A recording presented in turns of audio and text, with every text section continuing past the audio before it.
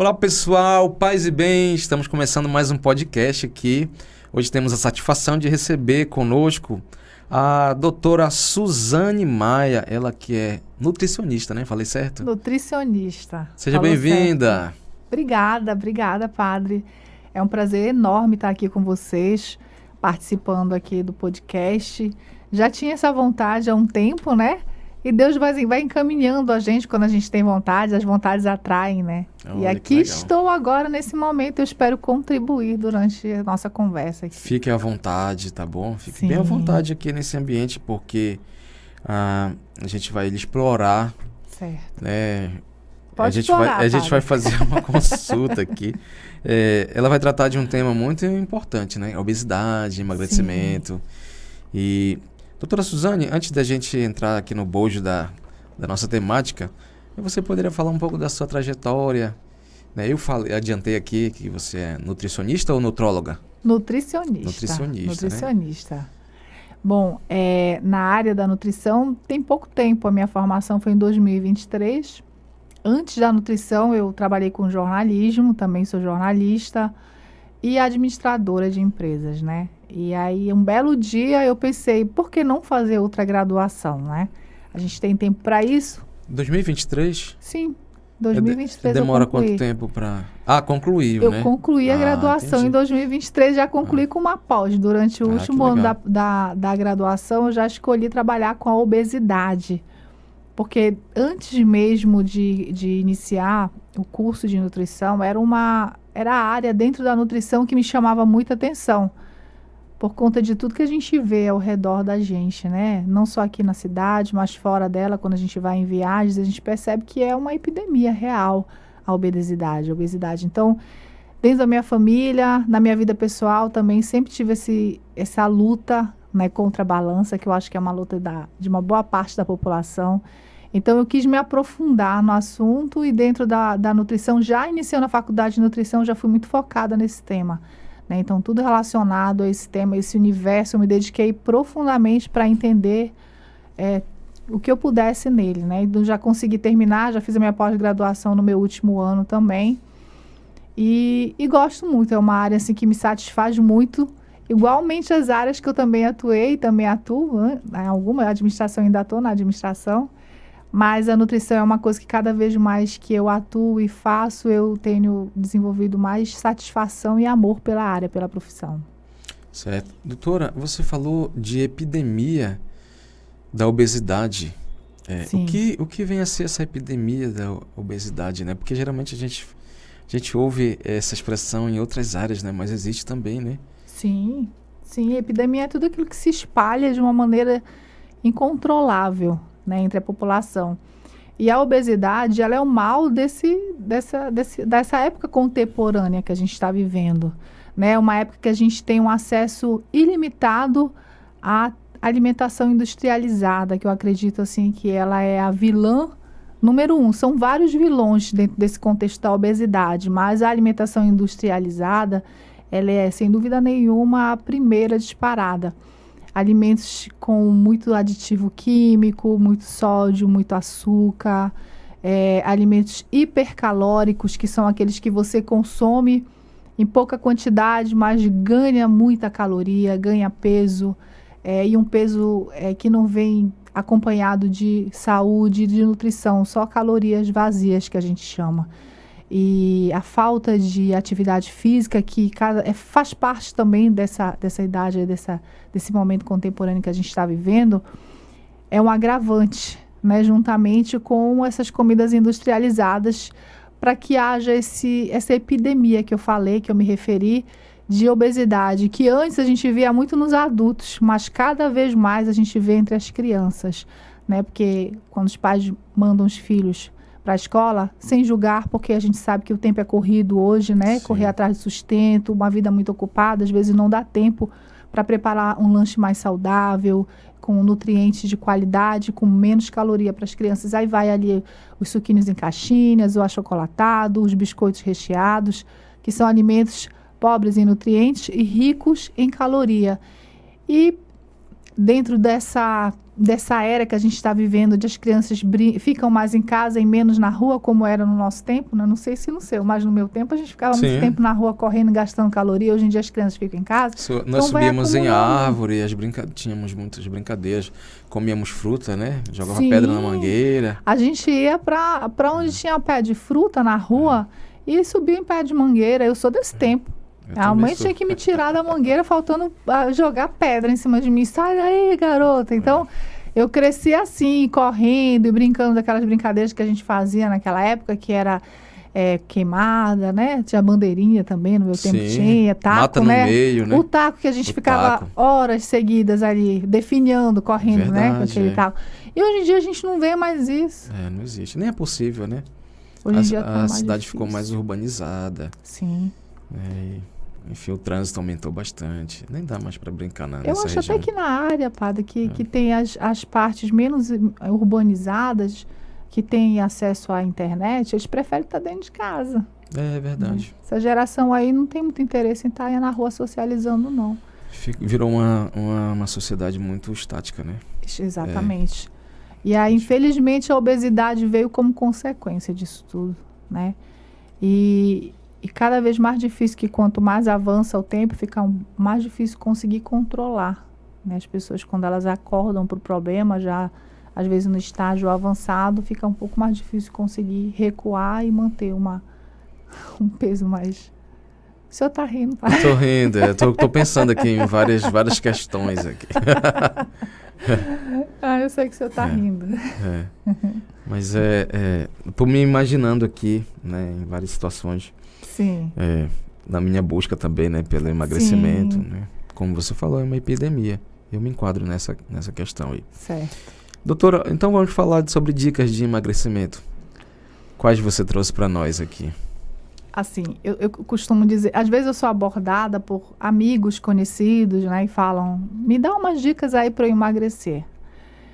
Antes de estudar profundamente sobre emagrecimento, eu até arriscava dar algumas dicas, mas quando a gente vai a fundo e aprende que cada pessoa é uma particularidade, eu não posso soltar dicas vazias sem saber em que contexto você cabe hoje.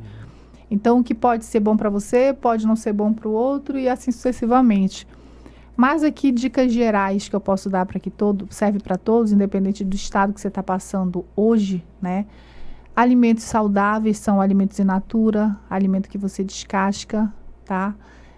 Não alimentos que você desembala, né? Tira de embalagem. Então, frutas, vegetais, verduras, bastante na alimentação, porque cada cor diferente de uma fruta. A famosa salada. Exatamente, salada crua, salada cozida, frutas, porque são alimentos coloridos e cada cor tem a ver com uma vitamina, um nutriente que você leva para dentro do seu organismo. Menos alimentos industrializados, se puder, que eu acho muito difícil eliminar totalmente. É até um mito querer exigir isso de alguém, né? Não consuma um salgadinho, não dê pro seu filho uma coisinha encaixotada. Mas se puder... Um direcionamento mais radical, né? Isso, não tem como radicalizar, não tem como. Às vezes você se vê no evento onde só tem aquilo e a criança está com fome. Então você está com fome, você vai ficar com fome? Você vai ter que partir para alguma coisa mesmo que está embalada. Então não adianta querer radicalizar. Mas evitar, quando puder, alimentos industrializados que são hipercalóricos, como eu falei anteriormente, fora os aditivos químicos que são incontáveis e fazem muito mal para o organismo, para o intestino, para o estômago. Então, na questão de obesidade é isso, aumentar o consumo de alimentos in natura, diminuir alimentos industrializados hipercalóricos. Eu conheci um rapaz, ele estudou comigo, né? Não vou falar a escola aqui, porque senão as pessoas começam a identificar. Mas ele morreu antes dos 30 anos. Sim. E a alimentação dele era lanche, sanduíche e refrigerante. Não vou falar também a marca. Certo. E ele adquiriu um câncer assim muito rápido. Por causa da má alimentação. Eu fiquei chocado. Nossa, ele é tão jovem, né? E infelizmente faleceu por conta da alimentação. Né? Sim, exatamente isso. Assim, algumas doenças autoimunes, elas também têm uma origem ali no intestino, no estômago. E tem sim muita relação com a alimentação inadequada. Eu costumo usar muito como exemplo a alimentação do pessoal ali dos Estados Unidos, né? Eles dão batatinha e refrigerante. Inclusive, nós percebemos muitas pessoas obesas. Né? Muita lá. Lá é muito, muito alto, né, o índice de obesidade lá, e que eles não olham assim como a gente aqui tem olhado, com mais seriedade, né? Então, lá eles dão para criancinha refrigerante. Uma criança de 1 ano toma refrigerante. Come sanduíche, batata frita, é normal. A alimentação deles do dia é essa, né? Então, de muitos. Então, para eles é muito comum. Isso é normal. Hoje, assim, com a visão que eu tenho para essa área, eu não julgo quando eu estou presente, mas eu vejo muitas vezes em locais públicos, muito criança, a mãe dando uma Coca-Cola, né? Desculpa falar a marca. Não, tranquilo. Saiu. Eu que não falei, mas... O refrigerante, pronto. Então, eu vejo a mãe dar um refrigerante para a criança tão pequenininha, né? Aquilo ali, e se for frequente, prejudica até na questão da dentição. E aí, batatinha, aquele salgadinho, biscoito recheado.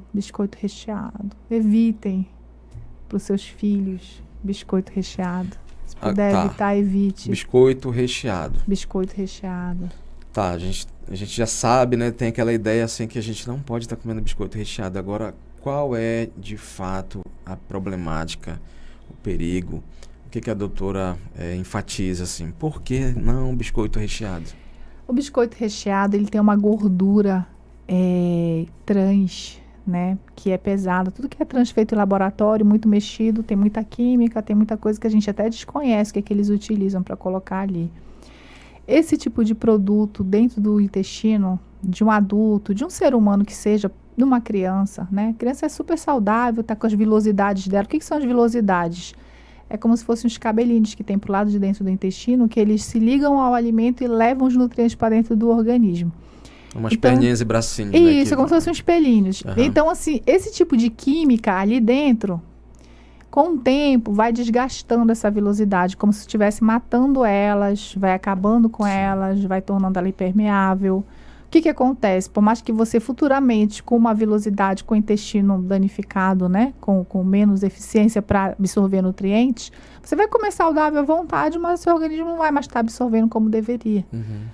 Além disso, essa quantidade de química e gordura que tem e o empobrecimento de nutrientes desse tipo de alimento só engorda, só faz você ganhar peso e não te nutre em nada.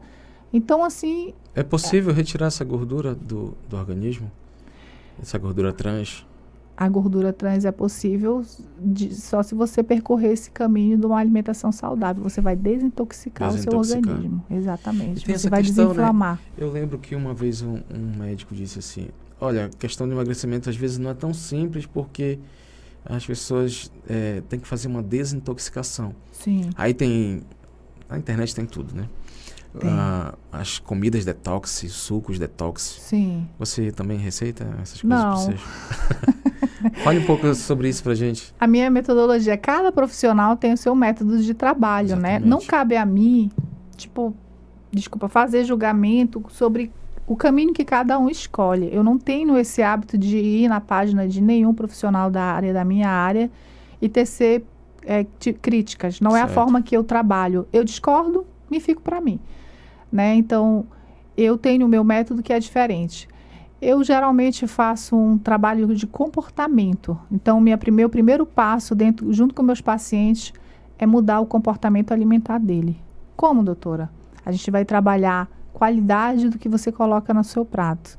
A gente vai colocar o que é saudável, a gente vai encher do que é saudável o seu prato. Aí, o segundo passo é começar a diminuir, eu não vou dizer retirar, mas diminuir o que está errado na tua alimentação, o que não é certo que você coma com frequência. Qual é o meu objetivo com isso? Começar a mudar o teu paladar diante do teu alimento que você consome. O terceiro e último passo que eu vou entrar com a fase do emagrecimento. Aí vou começar a fazer um plano alimentar para o meu paciente, para poder ele começar a perder peso e que esse peso essa perda de peso e esse peso novo seja algo permanente na vida dele. Então, para que seja permanente, a gente tem que adotar estratégias que não começam em um plano alimentar com a quantidade de caloria que ele precisa consumir. A gente sabe que tem um contexto todo, tem a questão psicológica também, tem a questão de alimentos que eu não tenho como tirar do cardápio dele. no máximo tentar diminuir, que são alimentos que têm memórias afetivas, né? Então, mexer com alimento não é tão fácil como as pessoas pensam, né? Não é só como chegar... Tem gente que chega no consultório do nutricionista e fala assim, ele vai me passar uma dieta, eu vou seguir. Depende, como eu falei, de cada profissional. Tem uns profissionais que optam em fazer o detox. Tem paciente que precisa fazer a regulação da microbiota intestinal, que eu acho que o senhor já ouviu falar. Já. Que tem os micróbios bons, os micróbios ruins. Quando a gente observa que o paciente está ali com uma quantidade, uma desbiose, que a gente chama, tem mais micróbio ruim do que micróbio bom, a gente precisa fazer uma regulação. Isso tudo é constatado via exame. Exame também clínico, a gente pode, na questão da entrevista, a gente já consegue perceber que o paciente está com uma desbiose. Mas para confirmar, a gente geralmente manda fazer uns exames. Pode ser confundida a desbiose com a intolerância à lactose, que é parecido os sintomas, né? Que é gases, come, sente mal-estar, às vezes come, vai para o banheiro, corre para o banheiro. Pensa que é uma intolerância à lactose e não é uma desbiose. Microbiota E doutora, desbiose. Talvez seja uma impressão minha, né, ou uma constatação bem empírica. Parece que as crianças de hoje em dia já vêm com essa intolerância à lactose. Eu tenho, por exemplo, uma irmã que os filhos apresentam isso, né? Todos os filhos. É uma questão hereditária, genética. Sim. Tá. Você foi bem assertivo. Exatamente. Essa geração... ela tem manifestado bastante sintomas e bastante, através de exames também está constatado, intolerância à lactose. Então, é algo que para essa geração agora a gente vê com mais frequência, sabe? Tipo, a geração passada a gente quase não via, era bem pouco. Mas hoje em dia a gente já começa a ver nas crianças. Eu não tenho... como te confirmar, dizer, por conta de hábito alimentar, mas eu acredito que tem a relação, sim, com o hábito alimentar, mas genética também tem um peso muito forte nesse contexto, né? Então, às vezes, a pessoa traz uma herança ali genética de antepassados que manifesta ali já naquela geração. Não sei se é um vespeiro em que eu vou tocar, mas existe uma indústria do leite, né? Certo. E aí, eu vou falar de coisas assim da minha memória infantil. Sim. O leite, a propaganda do leite. O leite é muito bom para o cálcio. Sim. Até o branquinho, o leite, né? O cálcio, os ossos e tudo mais. É isso mesmo? A gente pode viver sem leite? Olha, é um divisor de águas o leite hoje em dia, né? Então, tem os profissionais que defendem o leite, né? Acham que o leite, assim como outros alimentos, são inofensivos, né?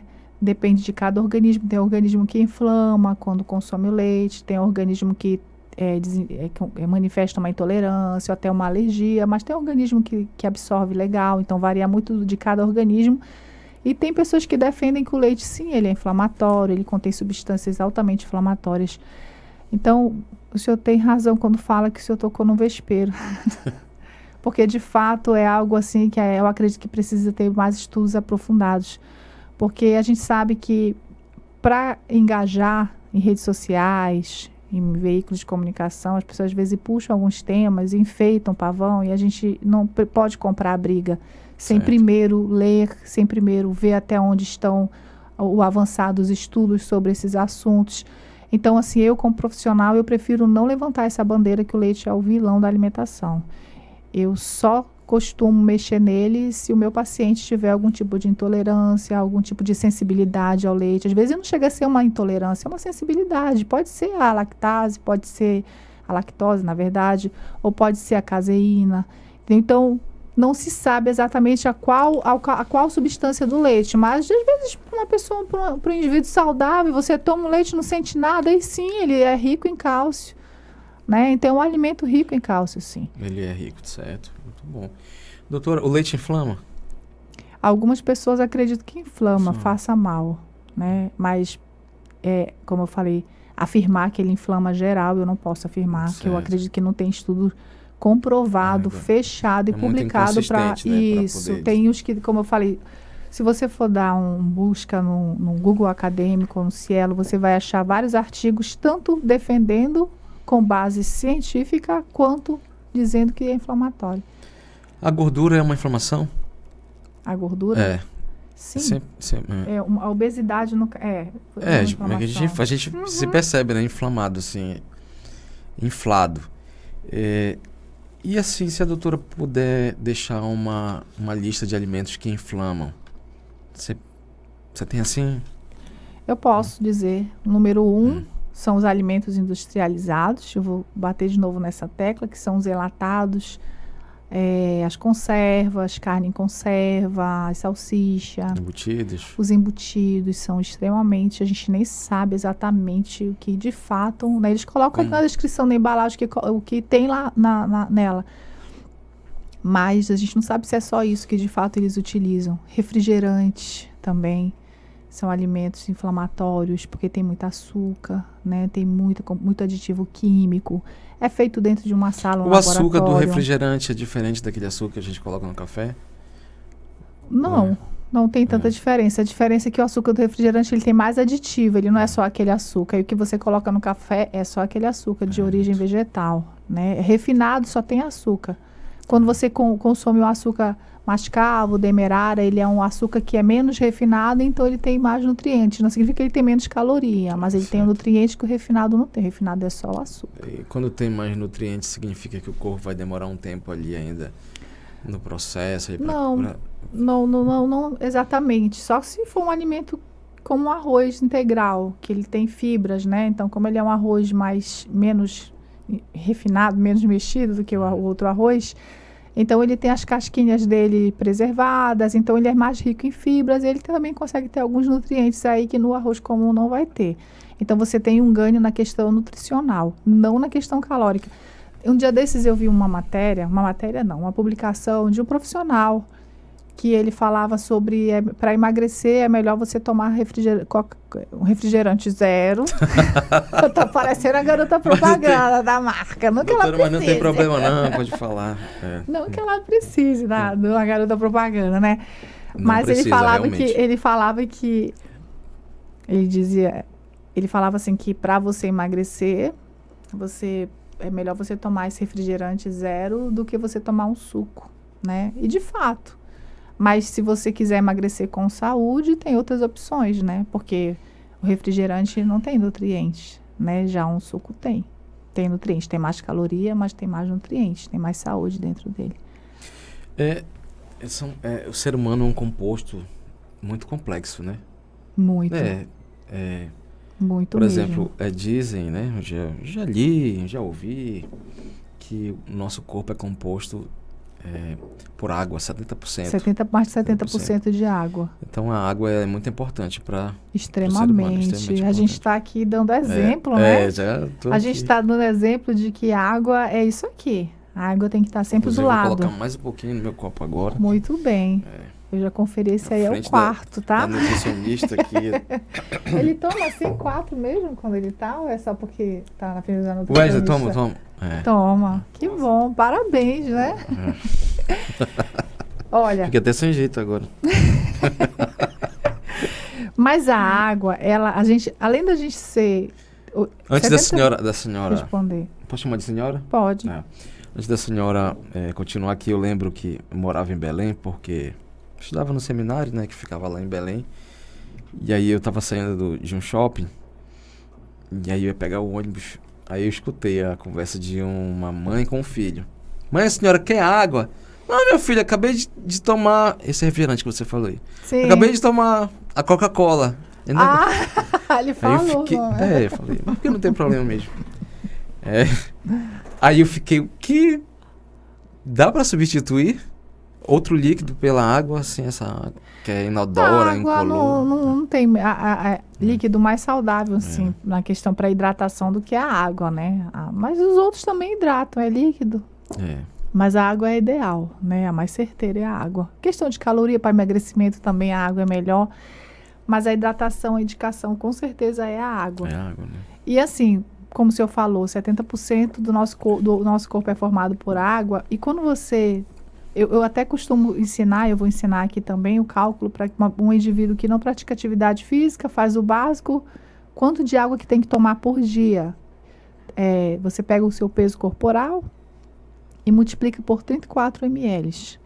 Aí vai dar o total de por dia que você tem que tomar de água, tá? Para quem pratica atividade física, 37 ml por peso corporal. E para quem não pratica, 34 é a média que a gente passa. Eu sempre dou um conselho para os meus pacientes, inclusive ele, né, também, que é meu paciente, já mesmo. O Wesley. Ele é meu paciente. O senhor não é meu paciente ainda, né? Eu vou lhe pegar, o senhor vai ser meu paciente. Então, eu costumo dizer que você precisa cultivar o hábito e aprender a andar com a garrafa de água do lado, a garrafinha, né? Então, você anda com ela. Inclusive, ele estava com a garrafinha dele no dia que ele foi comigo. Então, já é um bom exemplo que a gente tem aqui. Então, no começo, a gente vai esquecer a garrafa nos lugares, a gente vai esquecer a garrafa em casa. Hoje mesmo eu esqueci minha garrafa ali dentro do carro, então... Mas depois que você aprende o hábito de andar com ela, você vai virar como se fosse o teu telefone. O telefone a gente não esquece, né? Quando a gente vai sair. A gente leva o telefone para todo canto. Se perder o telefone... Então a garrafinha tem que ser isso na vida da gente. Porque ela é importante para o nosso organismo, para a nossa saúde. E um corpo hidratado é um corpo também que os nutrientes chegam às células. Então, seus órgãos ficam hidratados. Sim, ele é precursor, ele ajuda a chegar. Então, são os nutrientes que a gente chama hidrossolúveis, que precisam de água. A vitamina C é um exemplo, né? Se o seu corpo estiver desidratado, você não consegue chegar com a vitamina C dentro das suas células. Então, ele é um caminho também, ele leva nutrientes para dentro da sua célula. Então, ele é protagonista nesse sentido, no sentido de deixar teus órgãos hidratados, teu cérebro funciona melhor, o seu corpo trabalha melhor quando você está hidratado. Quando você não toma água durante o dia, você às vezes acha que aquele teu cansaço, a tua indisposição, aquela moleza, como dizem popularmente, é por conta de que você trabalhou muito hoje, mas às vezes é só você estar desidratado. E quando a cabeça começa a doer muito, é porque o teu corpo está puxando o líquido lá do teu cérebro para poder hidratar o resto dele. E geralmente a pessoa vai logo à farmácia comprar um remédio, né? Quando a cabeça está doendo. Isso. Lá em casa o pessoal já sabe que eu já alertei meio mundo de gente, né? Todo mundo ao meu redor fica ali. Olha, sabia que quando começa a doer a cabeça ali, pode ser que você não tomou água? E é verdade, sabia? Que às vezes eu penso, meu Deus, começou a me dar uma enxaqueca, eu lembro que eu quase não tomei água hoje. Então, já é avisando que você está precisando hidratar o teu corpo. Legal. Principalmente a gente que mora aqui no norte, que é muito quente, muito sol, né? Então, a gente está aqui no nosso verão amazônico, que é bem complicado. Então, tem que tomar água, com certeza. Doutora Suzane Maia, no começo do nosso podcast, eu falei para você dar umas orientações e você deu uma resposta assim bem legal. Que é meio complicado... se falar geral assim para as pessoas, porque depende muito, cada pessoa é única. Isso. Então, a dieta, ela é personalizada, é isso? Personalizada, completamente personalizada. Porque você pode ter algum, como é que se diz? Algum problema, uma pedra no sapato, hormonal, entendeu? Você pode ter uma genética com metabolismo mais lento. Você pode ser uma pessoa que inflama com determinados alimentos. Você pode ser uma pessoa que esteja ali com uma disbiose. Então, cada pessoa tem uma particularidade. Então, dieta, ela é totalmente personalizada. O que a gente costuma dar, assim, de aconselhamento para o contexto geral é o que eu falei para o senhor anteriormente. Comer frutas, verduras, legumes, beber bastante água, praticar atividade física que não tem a ver com a minha área, mas anda de mãos dadas com a área de quem trabalha com isso, né, atividade física. E fugir dos industrializados, dos refrigerantes muito açucarados, evitar, que eu não falei antes, mas eu vou falar aqui, fumar, né? É importante falar, frisar, que eu também não falei, mas eu vou aproveitar o ensejo para falar. Pode ficar à vontade. Que a obesidade, ela traz para a vida da vítima da obesidade, porque a pessoa ela é vítima, né? De um problema ali instalado, outras patologias que a gente chama de doenças crônicas não transmissíveis, como diabetes tipo 2, que é uma doença que surge também a partir da obesidade. A gente chama também a doença chamada síndrome metabólica. Síndrome metabólica, que é quando ela tem mais de uma patologia reúne ali uma hipertensão, alta de colesterol, diabetes, circunferência abdominal fora do normal, do diâmetro. A gente, quando tem acima de uma ou duas, acima de uma que sejam 2 ou 3, a gente chama de síndrome metabólica, quando a pessoa está completamente desconstruída ali. Ela já se instalou várias doenças não transmissíveis, né, crônicas, por conta da obesidade. Então, é importante frisar isso. E não só física, mas também emocional. Né? A obesidade também causa doenças como a depressão, transtornos alimentares, ansiedade. Então, infelizmente, como eu falei anteriormente, não parece tão ligada somente à estética, mas ela é ligada também a outros tipos de agravamentos. Então, a obesidade é, sim, um assunto muito sério, que, infelizmente, não é levado tão a sério como deveria aqui, principalmente aqui no nosso país, né? A gente não vê políticas voltadas para tratar a obesidade com mais seriedade. Porque se houvesse, a gente teria uma diminuição absurda em hospitais de internações de pessoas com hipertensão, infarto. Eu acho que você tem ouvido falar com mais frequência o tanto de pessoas jovens que têm infartado. Muitas pessoas. Teve um tempo aqui em Santarém que, acho que numa semana, né, algumas pessoas infartaram e eu até atendi alguns jovens aqui com ansiedade. Será que eu não vou ser o próximo? Mas a pessoa era até magrinha. Sim, sim. Mas isso não quer dizer muita coisa, né? Às vezes a pessoa é magrinha, mas tem um diabetes, né? Um diabetes tipo 2, ou então um problema, outro tipo de problema. Muito bem. Então você falou do impacto emocional, né? Da obesidade, que ninguém gosta de olhar muito pro seu corpo e ver assim, nossa, especialmente quando a gente vai a uma loja comprar roupas, nossa, eu já tô usando esse número aqui, dá uma tristeza, né? Sim, sim, dá. Eu atendo bastante gente assim, gente que vem meio desanimado já, senta na cadeira ali, desanimado, já tento colocar um pouco para cima, né? Mas por que você tá assim, tá tão bonito, tá desse jeito? Porque eu fico triste que tem algumas roupas que eu gostaria de usar e eu não consigo, eu tô nessa luta, eu já fiz a dieta tal, a dieta X, a dieta Y, não vai, já tem ido às vezes em algum nutricionista, né? O nutricionista atende, já dá um plano para aquela pessoa e a pessoa não consegue seguir, aí não volta porque fica com vergonha. E aquilo acaba acarretando consequências emocionais que a longo prazo vai se agravando, né? De uma tristeza vira uma depressão, de uma depressão vai para uma ansiedade, de uma ansiedade evolui para uma insônia, e aí começa a perder o controle e aumenta, desconta na comida e aumenta ainda mais o problema. Então, como eu falei, ela pode começar uma série de agravamentos emocionais e os agravamentos emocionais também podem iniciar uma obesidade, né? Então, às vezes, ou está na ponta ou está no final, a obesidade. Certo. Então, a dieta que é receitada para uma pessoa não serve para outra?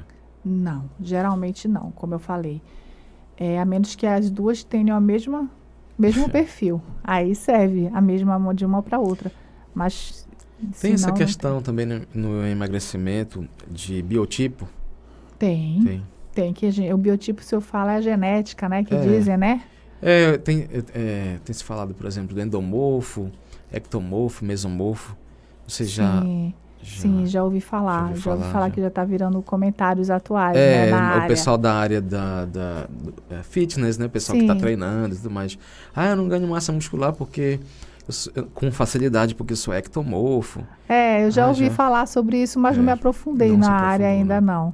Mas já ouvi falar. O que eu sei hoje é sobre a questão genética mesmo, que algumas pessoas têm uma perda calórica em repouso maior, né? Porque tem um metabolismo mais acelerado em repouso, e outras não. Tem um metabolismo mais desacelerado. O indivíduo saudável, mas que tem uma genética, um biotipo, que o senhor falou agora, diferente. É uma genética de uma pessoa que queima menos caloria. Então, de acordo com... A gente faz um exame chamado bioimpedância nesse paciente. Aí, através desse exame, a gente consegue saber qual é o basal dele, se ele tem metabolismo mais lento, se ele tem metabolismo mais acelerado. E dentro do resultado dessa bioimpedância, a gente prepara. Essa questão dos morfos que eles têm falado ultimamente, eu não sei se é uma febre, né? Não sei se é uma brincadeira. Eu já cheguei a ver na internet, mas não me aprofundei muito nesse assunto ainda não, para ele falar com propriedade sobre ele. Eu fico rindo, né? Eu fico querendo rir porque tem algumas pessoas que morrem de treinar, né? Alguma parte do corpo. Mas a genética não ajuda, né? Não ajuda. Não ajuda, não desenvolve. Eu já fico pensando assim, olha, não quer colocar um silicone na tua batata, né? Eu acho que não vai desenvolver. Gente, não, é verdade. E tem gente que já vem pronto, né? Eu atendi recentemente uma pessoa que ele tinha muito músculo e disse que não fazia nada, né? Então, fiz o exame nele e deu uma alta de musculatura que eu fiquei assustada até. Eu falei, meu Deus, mas tudo isso você faz atividade física? Não faço. Então, ele já veio com o pacote completo. Ele disse, eu não faço porque eu já fiz. É verdade, tem isso também, né? Eu fiz um dia. Eu tenho uma amiga que ela era toda definida, a musculatura dela, mas ela não tinha hábito de academia, né? E parecia que fazia. Então, ela já tinha uma genética ali, que a gente chamava até na época vou falar aqui de cavalo, né? Parece um cavalo, mulher. Toda musculosa, toda, né? E tem gente que passa ali, que já tem 5, 6 anos dentro de uma academia, quando não vai, não escolhe o caminho dos anabolizantes, né? Vai pelo caminho natural e acaba não desenvolvendo muito, não. Fica ali com um pouquinho mesmo. Mas também tem que ver a forma do treino, né? Entra o profissional lá, da educação física, porque às vezes a pessoa vai pra academia, como já vi, né? Ao invés de levantar peso, faz fisioterapia lá. Mas olha, eu vou lhe falar uma coisa, gente. Eu falo até para muita gente que eu converso e atendo, não se compare. Porque a gente sabe que tem gente que faz uso de substâncias, né? Então, que menos tempo já tá ali tudo definidinho, bonitinho. Não tô aqui para julgar, cada um faz as suas escolhas, mas o que eu aconselho é que você não se compare àquela outra pessoa que às vezes começou no mesmo período que você e você não desenvolveu. Ah, mas aquela pessoa ali desenvolveu, meu corpo é ruim, não sei o quê. Mas não é isso. É porque você não sabe ali por trás o que ela está utilizando. E é um assunto assim que quem faz uso, acho que de 50 pessoas, 2 vão falar que fazem, né? Não admitem, né? É algo que prefere eu sou natural, né? Eu sou natural. Você tem muito músculo, mas eu não treino, não faço nada. Não, é minha genética. Chega a estar tufada ali para explodir, se encostar um negocinho, né, mano? Mas isso, né? Tem que ver. E doutora, assim, hoje nós vivemos um mundo, esse mundo contemporâneo é um mundo assim, da tecnologia, de muitos avanços. Mas é legal, é lícito, é salutar utilizar algum medicamento para ajudar a emagrecer? Olha, tá aí você tocou num calcanhar de Aquiles que divide, né? Muitas opiniões entre, inclusive, os profissionais da área. Existem medicamentos que a gente chama de suplementos que são naturais, que eles ajudam nesse contexto aí, nesse cenário de emagrecimento. Então, quando a pessoa não tem nenhum tipo de patologia, é um indivíduo saudável, não tem nenhum problema cardíaco, é tranquilo, não tem alta de açúcar nem nada no sangue, então a gente recorre a eles, né, que são alimentos que são mais naturais, né, feito à base de plantas, de algas. Esse que a gente vai aqueles laboratórios, né, que a gente chama, como é que é? Eu vou citar nomes de medicamento? Pode. O Ozempic, por exemplo. A canetinha, o Ozempic, que é o mais famoso, né? O Ozempic, assim, eu não tenho absolutamente nada contra o Ozempic, né? Eu não receitaria, né, se não fosse necessário. Eu acho que acredito que em alguns casos, como a obesidade já está muito avançada e o paciente não quer ir para uma bariátrica, aí existem profissionais que já se utilizam, se receitam, mas são pessoas que entendem do que estão fazendo, estudaram o medicamento, então é confiável. Eu não indico você se automedicar, conseguir uma receita ali de uma maneira pirata, né, que a gente fala, contrabandeada, e comprar o medicamento e se auto-aplicar, porque é um medicamento que a gente sabe que ele foi criado mais para tratar pacientes com diabetes, né, ele é utilizado ali para o emagrecimento, porque ele tem toda uma ação que ajuda a perda de peso. Mas se for passado por um médico que entenda do assunto, que estudou, aí é confiável. Eu não sou contra, tá? Mas eu trabalho mais com os meus métodos mais naturais, né? Dos suplementos naturais. A doutora Suzane receita, por exemplo, algum composto que a pessoa vai na farmácia de manipulação?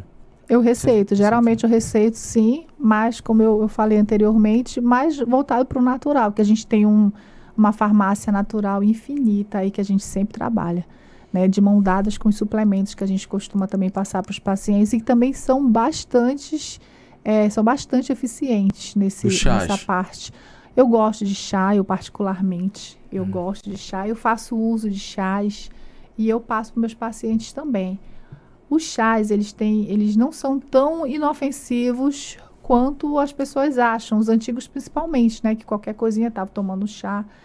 Pessoas com problemas renais, alguns chás aumentam a pressão arterial, então pessoas que têm problema de hipertensão. Então, esses casos todos precisam ser vistos com muito carinho e com muita cautela antes da gente receitar um chá.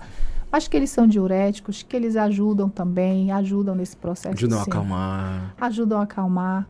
Eu sou do chá, eu gosto, né? Eu acho bem legal, tenho alguns chás em casa, eu faço uso e também gosto de passar para os pacientes, desde que meus pacientes não tenham nenhuma restrição, nenhuma limitação com chá. Eu não tenho nada contra. Não sei qual o número, copo de água. É o sexto, né? Acho que é.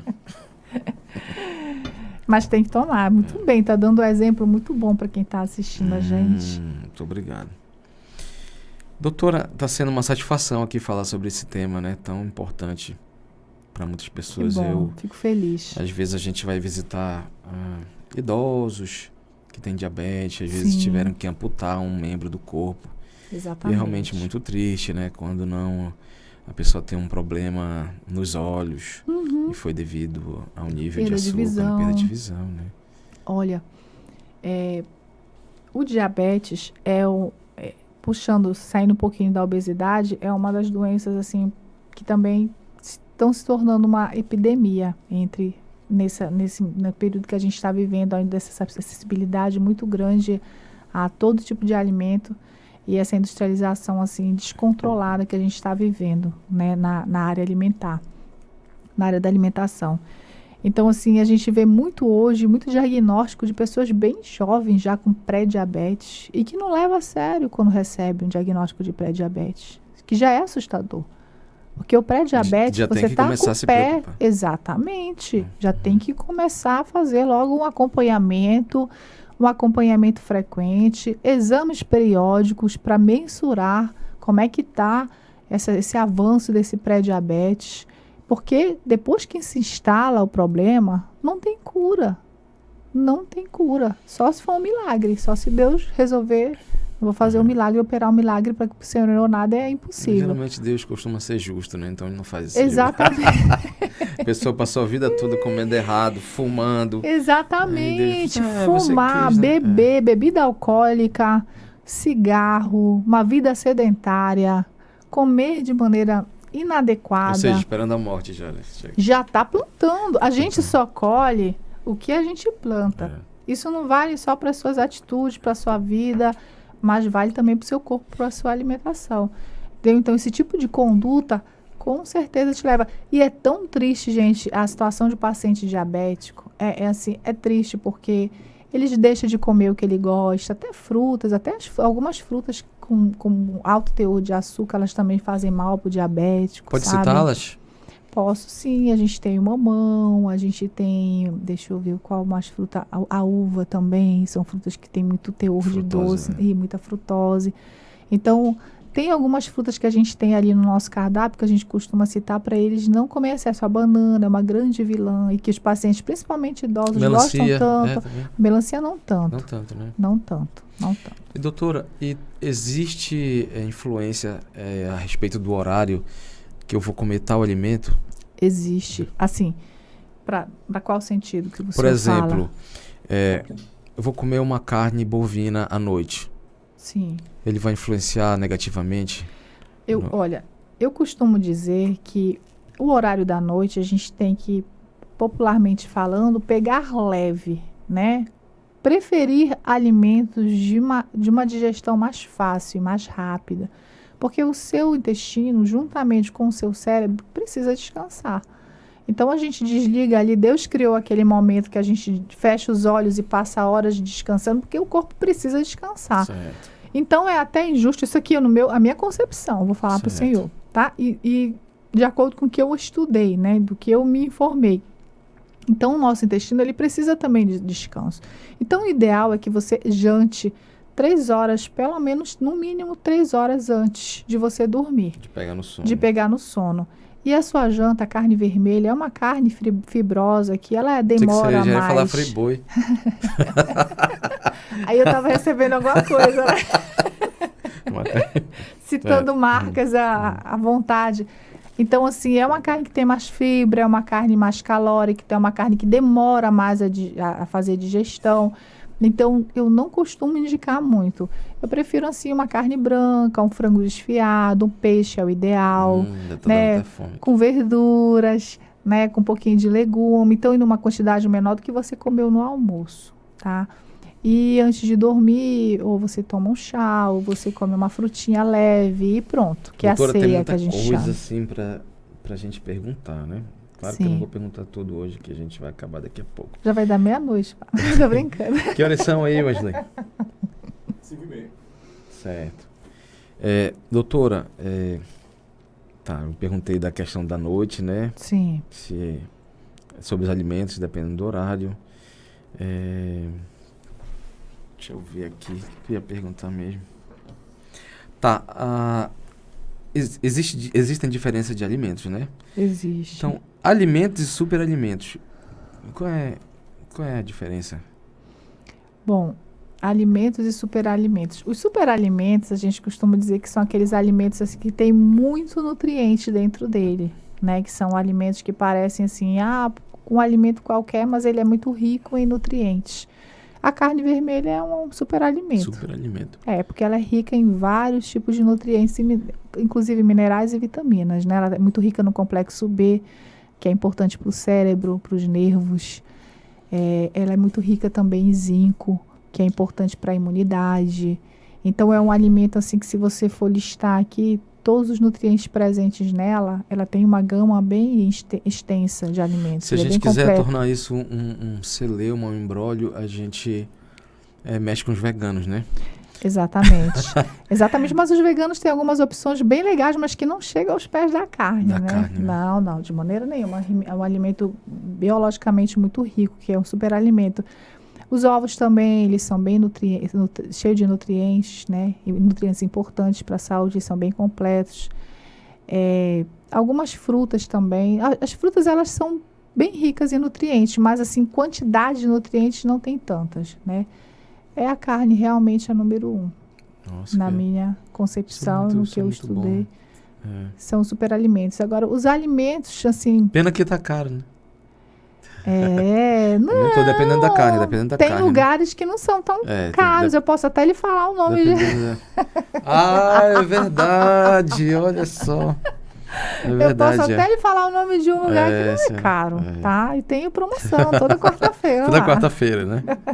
Ela, como é? Capixaba? Capixaba. Já comprei lá uma vez. Tem uma carne que...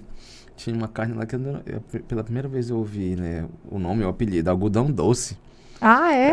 Eu fui conhecer lá também esse tipo de carne, eu não sabia que existia. Eu disse, rapaz, eu lembro da minha infância agora. Aí o rapaz explicou, porque é macia, né? Um marketing, né? Então, doutora, superalimentos, a carne, né? Sim, aí. Só para contextualizar melhor, tem essa classificação de alimentos e superalimentos, é o que eu lhe falei, alimentos que são bem ricos em nutrientes, a gente costuma chamar de superalimentos, né? Os alimentos mais que não tem essa riqueza toda, alimentos que você só come, mas que não leva para dentro de você uma nutrição adequada, só são alimentos, né? Que só matam, saciam a tua fome. Um salgado, doutora, um alimento. Comer é importante, é necessário. Nós precisamos todos os dias comer. Mais importante do que comer é se alimentar, que a gente costuma falar. Isso. Porque comer, quando você preenche aquela fome ali com qualquer coisa, você pode preencher. Como eu falei anteriormente, um salgado, uma bolacha.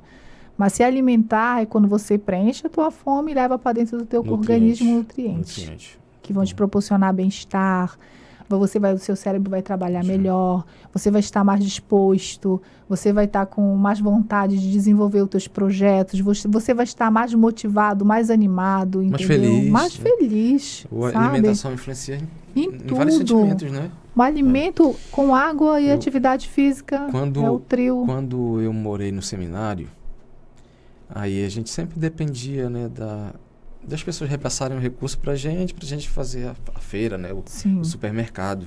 Sim. E nesse tempo eu criei uma frase, né, que é: a felicidade passa pela barriga. Porque eu percebia que a nossa convivência ela era muito boa no início até o meio do mês. Porque a gente fazia feira, o supermercado, então a gente comia. Depois, quando começava a faltar, eu percebia que o humor piorava. Era impressionante, a gente ficava assim mais sensível, né? Quem tá me olhando? Porque não é assim que eu só tomei um café com bolacha ontem, tá? Não comeu uma frutinha. Exatamente, né? Então, de fato. Não, de fato, alimento, se a gente for estudar realmente a fundo, assim, eu costumo dizer que tem até uma briga, ainda existe muito isso de alguns médicos com os nutricionistas, né? Quem sabe mais? Não, o médico sabe mais. Às vezes o paciente confia mais no que o médico fala, não o nutricionista. Mas a gente passa 4 anos dentro de uma faculdade estudando somente isso. Somente isso, né? Enquanto nas faculdades de medicina, geralmente é 1 ou 2 semestres que eles citam sobre a questão da nutrição. E a gente fica 4 anos estudando a fundo. Então, a gente estuda tudo sobre alimento, macronutrientes, micronutrientes, impacto na vida da pessoa. A gente estuda alimentos como eu falei para o senhor há pouco, anteriormente, que tem a questão da carga emocional. É uma graduação, uma especialização, né? Exatamente. Em nutrição, né? Exatamente. Muito bom. E, doutora, então, a gente é educado ali, cada um na sua cultura, né? Na sua família, com... cada um com a sua realidade financeira, econômica, mas nós não somos educados no quesito alimentação. O que seria uma educação alimentar? Educação alimentar? Que é uma pessoa, se você olha assim, nossa, você tem educação, né? Certo. Educação alimentar é você comer porções que respeitem o teu organismo, você não sobrecarregar o teu intestino com um alimento em excesso. Eu falo em quantidade mesmo, encher o prato demais. Aquilo ali você está até agredindo o seu corpo. Você coloca para lá uma carga muito elevada para ele se virar lá dentro e digerir. Né? Às vezes não dá espaço suficiente, já vai colocando mais coisa para dentro. Então, primeiro passo é você colocar para dentro do seu organismo a quantidade que o seu corpo precisa para se nutrir. O segundo passo, a segunda dica é comer alimentos coloridos in natura, que são os vegetais, frutas, né, verduras, legumes. Então, comer com muita variedade no seu prato. Você se informar do que você está comendo, sobre o que você está comendo. Algumas pessoas fazem uso de sementes. As sementes, elas têm nutrientes assim, muito importantes para o nosso organismo, complexo B, vitamina E, vitamina A, né, que são as sementes oleaginosas que a gente chama. Então, assim, educação alimentar é isso, é você comer quantidade correta, com a variedade que vai te nutrir e ter horários determinados para a sua alimentação. Entendeu? Respeitar os horários também é muito importante. Não dá espaços muito longos entre uma alimentação ou outra e deixar o teu organismo ali descampado, né? Naquele período todo, porque pode fazer mal também para você. Então, isso para mim é educação alimentar, para mim como profissional. Obrigada! Pessoal, nós estamos falando aqui com a doutora Suzane Maia, ela é nutricionista. E, doutora, estamos chegando ao final, né, do nosso podcast. Se você puder dar uma mensagem aqui para o nosso público, mensagem assim, sei lá, de motivação. Você pode deixar também seu contato, as pessoas que gostaram aqui da nossa conversa, que ficaram interessadas em fazer uma consulta com a doutora Suzane. Como é que as pessoas podem fazer para ter acesso, para conversar com a doutora, para ter uma consulta? Você certo. Olhar para aquela câmera ali, vamos lá. A mensagem que eu deixo hoje é: a alimentação, assim como qualquer outra área da saúde, ela é muito importante. É preciso que a gente olhe para ela com mais seriedade. A pandemia veio aí e deixou muito claro que a imunidade preparada e fortalecida, ela salva vidas. E uma imunidade fortalecida você tem por meio de uma alimentação adequada, uma alimentação saudável, uma alimentação equilibrada. Então é importante sim que você olhe para o profissional da nutrição com mais seriedade. Pare de ficar se embasando em Google, em dietas da moda, em dicas que você vê aleatório na internet. Entenda que o seu organismo ele é particular, então ele tem suas diferenças, peculiaridades, que você precisa de um profissional para estudar ele, para te passar o tipo de alimentação adequada. Tente diminuir alimentos industriais da sua vida, da vida da sua família. Eu quero dar um alerta para os pais também. A gente está vendo uma grande quantidade de crianças com sobrepeso e a gente vê muito em espaços públicos essas crianças se alimentando de comidas, assim, produtos que não nutrem, mas têm uma carga calórica muito elevada. Então, vamos olhar com mais consciência, vamos analisar certinho o que de fato vale a pena colocar na mesa dessas crianças, né? E cuidar deles, porque você está plantando saúde na vida deles também. Né? Então, ainda dá tempo quando são crianças. E a mensagem que eu deixo para vocês é essa. E sobre endereço para conversar comigo, vai lá no meu Instagram, Suzane_nutricionista. Lá tem o meu contato para entrar em contato comigo, para a gente marcar uma consulta. E eu também estou aqui na Paróquia São Francisco, sempre auxiliando no que for necessário. E é isso, muito obrigada pela oportunidade, eu sou muito grata de verdade, é um prazer enorme estar aqui com essa pessoa que eu admiro muito. Até falei uma vez para ele, né, que eu subi lá para cantar parabéns para mim na igreja, e eu falei, o senhor é muito ungido, né, e é real, é um prazer enorme estar aqui. Obrigado, doutora. Esse rapaz aqui também, que é um querido, que eu conheci há poucos dias. Wesley Matheus, né? Wesley Matheus, é. Parece nome de dupla sertaneja, né? Wesley Matheus. Ele é 2 em 1. Então é um prazer enorme estar aqui, está sendo muito satisfatório. É um ambiente assim com uma energia muito, muito boa aqui. Eu estou muito feliz, eu creio que eu vou sair daqui mais energizada e pronta para a próxima etapa. E é isso. Muito obrigado, doutora, pela sua disponibilidade. Imagina. Por nos dar um banho aqui, né, com a sua sabedoria, seu conhecimento, né. Eu costumo rotular positivamente Sim. os profissionais da área da saúde como anjos, como instrumento de Deus, né, que levam cura. Então, parabéns, né, por esse trabalho que com certeza você não escolheu, como você falou, especialmente pela questão financeira, mas por amor, né, por cuidado, por zelo, por bondade, né, por esses princípios bons que você apresentou aqui. Sim. Quero agradecer a você que esteve conosco aqui, né, até esse momento. E eu peço que você dê aquele like, tá bom? Dê aquele like, comente, curta, compartilhe, para que esse conteúdo chegue a mais pessoas, tá bom? Deus abençoe você, Deus abençoe a sua vida, o seu ministério, a sua família, o seu trabalho. Amém. O açougue, né? Amém. Os empreendimentos, tá bom? Sim. Especialmente cada paciente seu. Tá? Amém, muito obrigada. Satisfatório, tá? Deus lhe abençoe mesmo, Deus lhe pague. Amém. Obrigado, pessoal. Não esquece de curtir, comentar, compartilhar e dar aquele like lá para aumentar, tá bom? Nossa publicidade. Deus abençoe você. Esse foi mais um podcast Paz e Bem. Deus lhe abençoe.